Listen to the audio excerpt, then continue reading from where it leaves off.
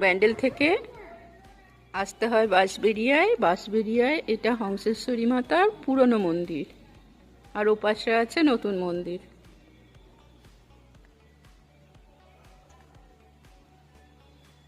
ওই যে পুরনো বিগ্রহ এখনো আছে, দেখা যাচ্ছে।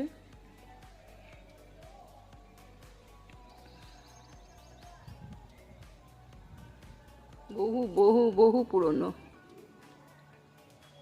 মানে ইংরেজদের আমলে, তারও আগে।